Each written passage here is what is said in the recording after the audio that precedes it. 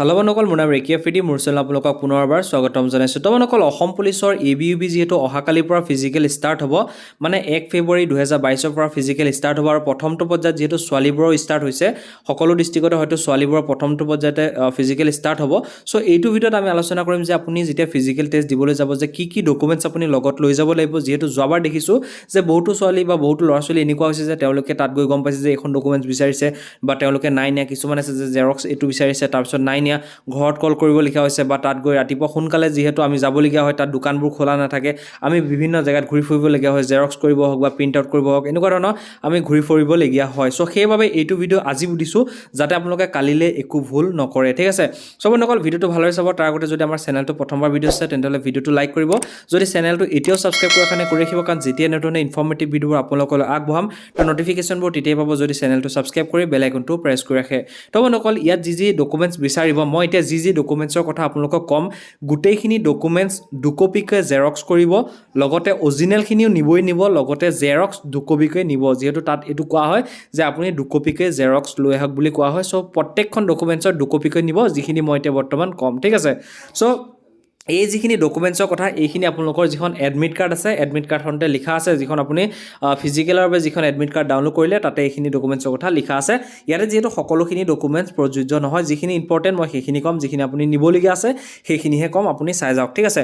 প্ৰথমতে হৈছে যিখিনি আপুনি যদি ABত এপ্লাই কৰিছে, তেতিয়াহ'লে আপোনালোকৰ মেট্ৰিকৰ এডমিট কাৰ্ডখন আৰু চাৰ্টিফিকেটখন, লগতে এডমিট কাৰ্ডখন, এই তিনিখন বস্তু নিব লাগিব এডুকেশ্যনৰ হিচাপত, ঠিক আছে। যদি আপুনি AB UB দুইটাতে এপ্লাই কৰিছে, তেতিয়াহ'লে মেট্ৰিকৰ এডমিট মাৰ্কশ্বিট চাৰ্টিফিকেট, হাই ছেকেণ্ডেৰী এডমিট মাৰ্কশ্বিট চাৰ্টিফিকেট, এই গোটেইকেইখন লৈ যাব, ঠিক আছে।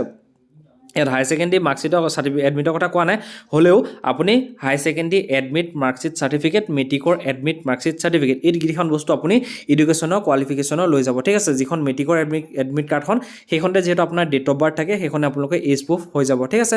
তাৰপিছতে যিখন এমপ্লয়মেণ্ট এক্সচেঞ্জ ৰেজিষ্ট্ৰেশ্যন নাম্বাৰ, মানে আপোনালোকৰ এখন এমপ্লয়মেণ্ট এক্সচেঞ্জ চাৰ্টিফিকেট থাকে, নিশ্চয় আপোনালোকে জানে এপ্লাই কৰোঁতে সেইটো প্ৰয়োজন হৈছে।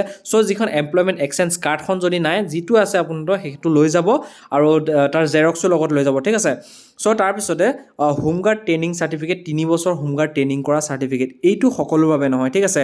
মানে যিবোৰৰ হোমগাৰ্ড আছে, হোমগাৰ্ডৰ চাৰ্টিফিকেট আছে, চ' হোমগাৰ্ডৰ চাৰ্টিফিকেট তেওঁলোকে লগত লৈ যাব লাগিব। যদি নাইকিয়া, কোনো প্ৰব্লেম নাই, একো প্ৰব্লেম নাই। তাৰপিছতে ইয়াত কৈছে যদিহে আপোনালোকে VDP কৰা, 3 বছৰ কণ্টিনিউৱাছ VDP কৰা যদি আপোনালোকৰ চাৰ্টিফিকেট থাকে, তেন্তেহ'লে আপোনালোকে লগত লৈ যাব।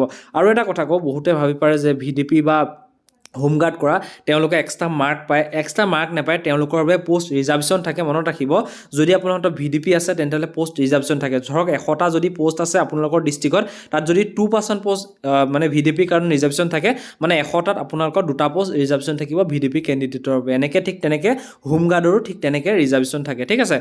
চ' তাৰপিছতে আমি চাওঁ, ইয়াত যদি চাওঁ যিখন আপোনালোকৰ কাষ্ট চাৰ্টিফিকেট, যদি আপুনি ST SC বা OBC কেণ্ডিডেট হয়, তেন্তেহ'লে আপোনালোকৰ যিখন কাষ্ট চাৰ্টিফিকেট থাকে সেইখন আপোনালোকে লগত লৈ যাব লাগিব। আৰু মনত ৰাখিব অৰিজিনেল প্লাছ জেৰক্সো নিব লাগিব।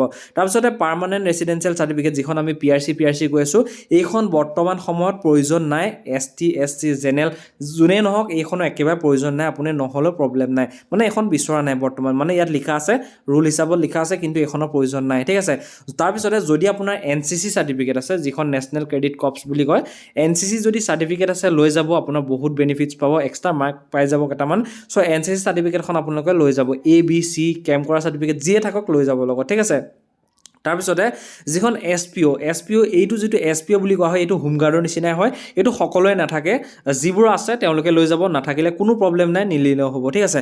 তাৰপিছত এইটো FMMO, এইটো মানে হোমগাৰ্ডৰ নিচিনাই হয় বা SPOটোৰ নিচিনা হয়। চ' এইটো সকলোৱে নাথাকে, প্ৰায় নাথাকে, 99% মানুহৰ নাথাকে।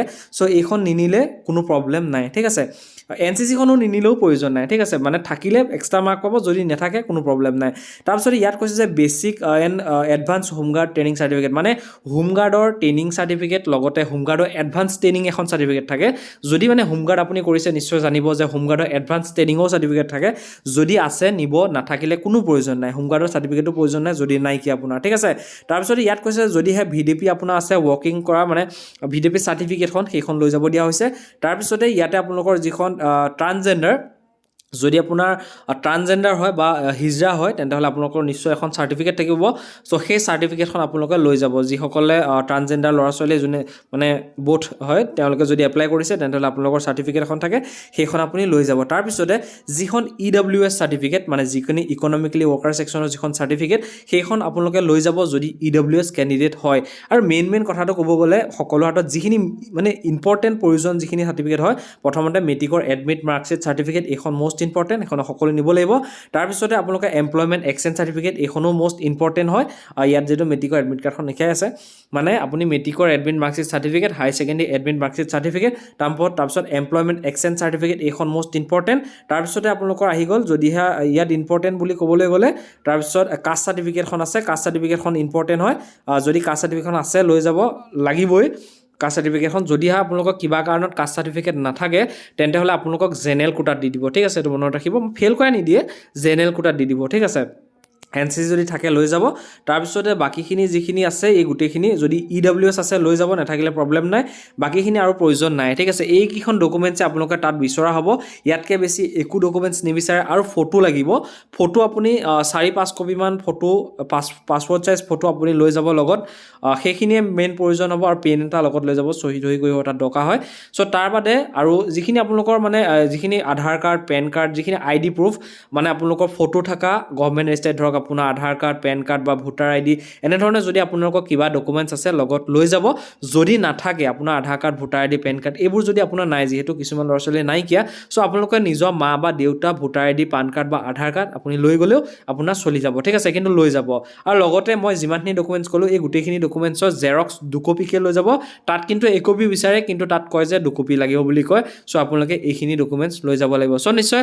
আপোনালোকে এতিয়া সকলো আৰু লগতে যিখন এডমিট কাৰ্ড আছে সেইখন আকৌ নিব নাপাহৰিব সেইখন প্ৰিণ্ট আউট কৰি লৈ যাব আৰু লগতে একপি জেৰক্স কৰি ৰাখি থ'ব যাতে পিছত এনেকুৱা হয় যে মোবাইলটো প্ৰব্লেম হোৱাৰ কাৰণে ডিলিট হৈ যাব পিছত আপুনি ৰোল নম্বৰ বিচাৰি ঘূৰি ফুৰিবলগীয়া হয় কাৰণে প্ৰিণ্ট আউট কৰি ৰাখিব মানে জেৰক্স কৰি ৰাখিব যাতে পিছত প্ৰব্লেম একো নহয় ঠিক আছে সকলোখিনি কনফিউজন ক্লিয়াৰ হৈ গ'ল যদিহে আপোনালোকৰ যিহেতু এডমিট কাৰ্ডখনটো লিখা আছে এইখিনি বস্তু এইখিনিয়ে আপোনালোকৰ তাত বিচৰা হ'ব অহাকালিলৈ চ' এইখিনি ডকুমেণ্টছ আপোনালোকে লগত লৈ যাব নাপাহৰিব ঠিক আছে চ' বন্ধুসকল যদিহে ভিডিঅ'টো আপোনালোকৰ ভাল লাগিল ভিডিঅ'টো লাইক কৰি চেনেলটো ছাবস্ক্ৰাইব কৰিব ভিডিঅ' চোৱাৰ বাবে ধন্যবাদ জয় হিন্দ